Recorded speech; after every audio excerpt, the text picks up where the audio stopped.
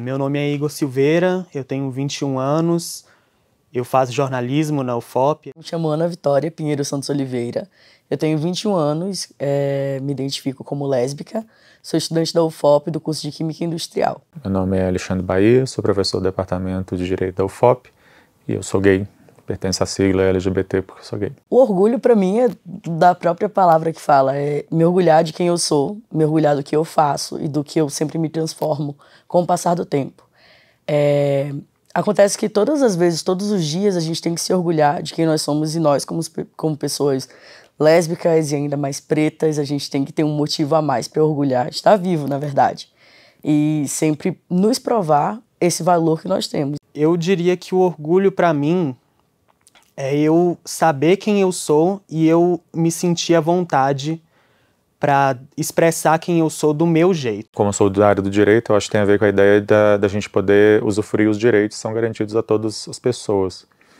A afirmação do orgulho, na verdade, é a afirmação da possibilidade de ser e de existir em igualdade de direitos, de condições, que as pessoas possam expressar suas vivências, seus sentimentos, suas possibilidades de vida em plenitude, garantido assim, então, é o que a gente chama de dignidade da pessoa humana, né? Eu vejo muito essa data como um significado de esperança, porque a gente luta não só nesse dia, mas o ano inteiro, todos os dias, 24 horas por dia, 7 dias por semana, para conseguir existir em qualquer lugar, ser quem a gente é.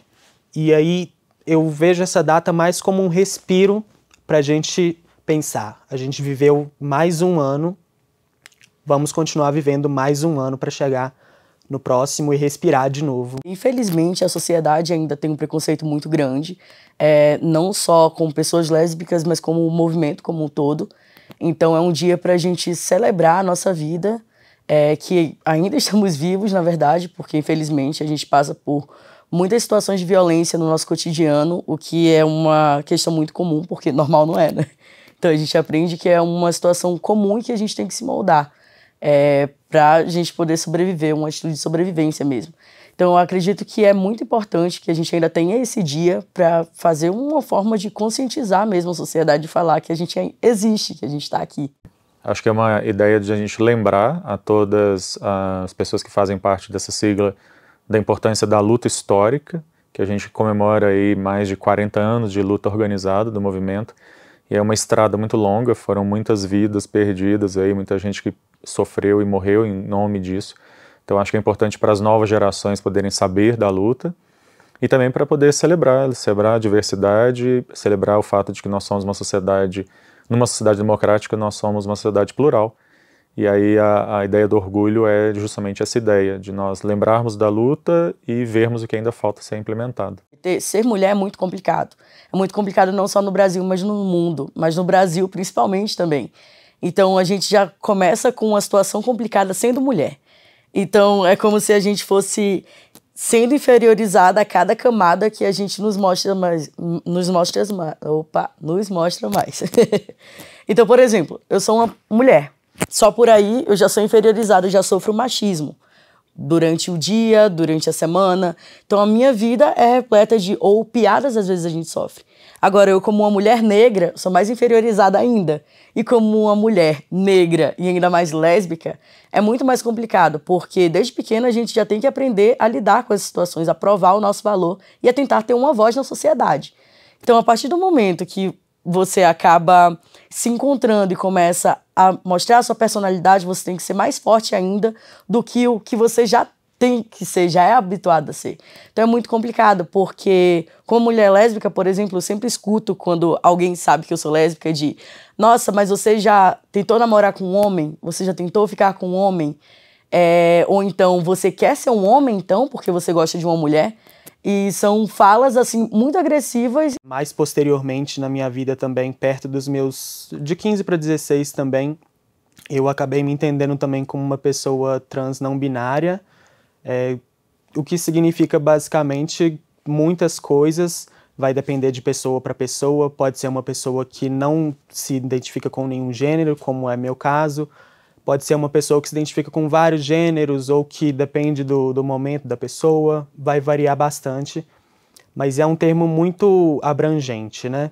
O meu casamento, na verdade, ele obviamente tinha uma história pessoal, que era uma história de que a gente queria fazer o casamento de qualquer forma, mas ele também tem uma questão política, né? Assim que Portugal aprovou o casamento, como meu marido na época ele tem dupla nacionalidade, então a gente resolveu usar essa possibilidade de fazer o casamento no consulado de Portugal em Belo Horizonte. Então, por causa disso, a gente acabou sendo o primeiro casal a se casar oficialmente no Brasil, civilmente no Brasil, o que é um marco, porque a partir dali, um ano depois, o STF viria reconhecer a união estável e daí todo o movimento de casamento que veio depois. Sou nascida em Aracaju, Sergipe, mas eu sou criada em uma cidade no Pará, no interior do Pará.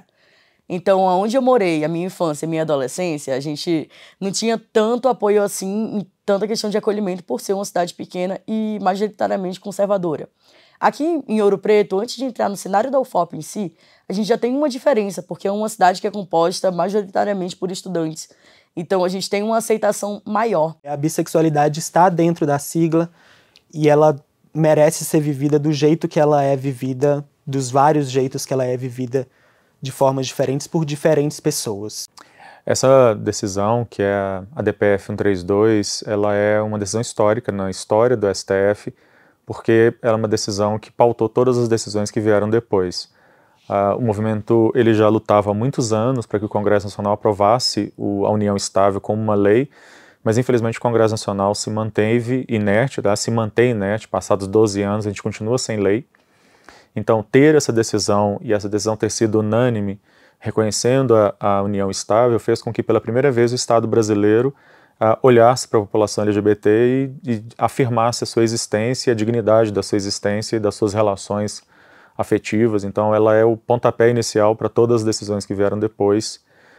E logo depois o CNJ então reconhece o casamento como um plus à união estável, e aí daí vieram todas as demais decisões. Antes de você resumir uma pessoa a só um nome, a só uma coisa que ela é, você dizer que uma pessoa é gay e é isso que ela é, essa é a personalidade inteira dela, é isso que você vê ela, as vivências dentro da comunidade LGBTQIAPN+, são muito diversas.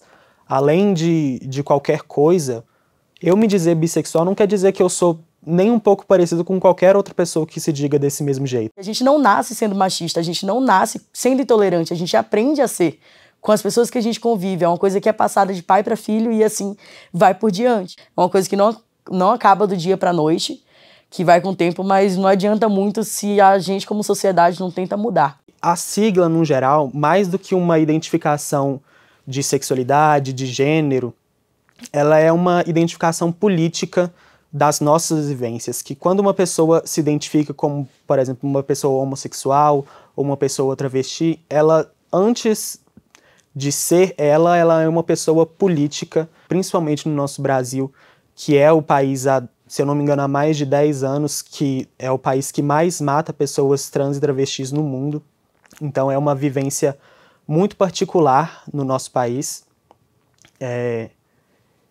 E aí, quando a gente se coloca nessa comunidade, num aspecto político, a gente, sem viver, apenas acordando todo dia, respirando, a gente já está vivendo politicamente. Eu acho de suma importância que tenhamos essa visibilidade, porque vem uma nova geração aí também.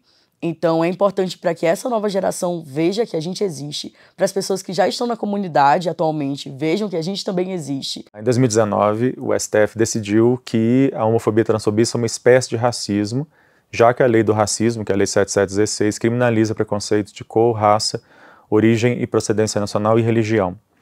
E a ideia do STF é de que o preconceito contra pessoas LGBT é um preconceito por raça, já que raça é um conceito socialmente construído, assim como ele decidiu no passado sobre preconceito contra judeus, foi o mesmo raciocínio aí.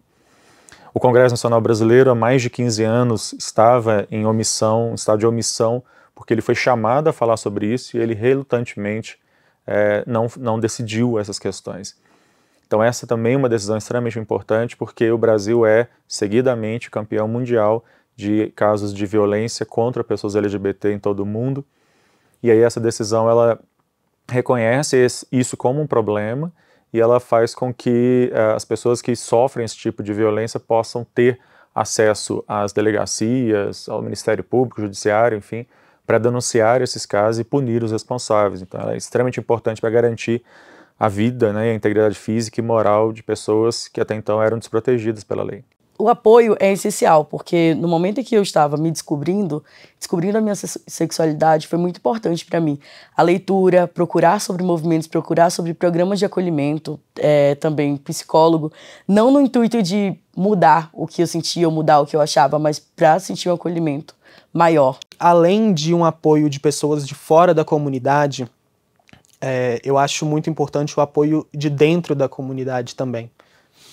Porque é importante a gente ter essas pessoas como nós, dizendo que a gente é importante, a gente pode ser quem a gente é, segurando a mão e falando, vamos para a luta, vamos viver mais um dia, vamos continuar a nossa vivência porque vale a pena, sabe? Uma questão que me ajudou muito na época que eu comecei a me descobrir foi a questão dos meus pais, porque os meus pais, eles sempre foram muito acolhedor. Infelizmente, não é todo mundo que tem o apoio da família, mas é de suma importância que você converse com alguém, que você converse com um amigo seu. Não assim qualquer pessoa, alguém que você se sinta bem, que sinta que vai te acolher. Porque o processo da gente se entender quem a gente realmente é e querer começar a impor a nossa personalidade, como a gente quer ser tratado, é muito complicado. Isso não é fácil, nunca vai ser fácil, não é uma questão de melhora, que a gente aprende a lidar. Então, mostrar quem você é difícil em qualquer momento. E é muito importante que você tenha um apoio. O que eu deixo para as pessoas que estão assistindo é justamente isso. Sejam vocês mesmos e procurem apoio. Seja de quem for, mas procurem apoio para vocês terem alguém do seu lado. E não em termo amoroso, em termo de amizade, em termo de família, em termo de afeto. Porque às vezes tudo que a gente quer não é alguém que vá falar pra gente dos nossos direitos ou algo do gênero. A gente só quer um abraço. E falar que tá tudo bem. E falar que a gente é amado, independente de quem a gente escolhe amar. Dentro da UFOP, desde que eu ingressei no curso, eu tenho mais vivências diversificadas, principalmente no quesito de sexualidade, orientação sexual e de orientação de gênero. Eu convivo com muitas outras pessoas, mas eu acho que isso não se dá só por atitudes da universidade. Eu acho que isso é mais por ser uma universidade federal e também possibilitar esse convívio com várias pessoas diferentes, de lugares diferentes, com vivências diferentes, com visões de mundo diferentes. Quando a gente fala de luta de minorias, a gente está falando de luta pelo reconhecimento, e essa luta ela é constante. Enquanto uma minoria ela for discriminada pelo fato de ser negro, gay, mulheres, indígenas, etc., a gente vai precisar continuar lutando para fazer valer a Constituição e os direitos fundamentais.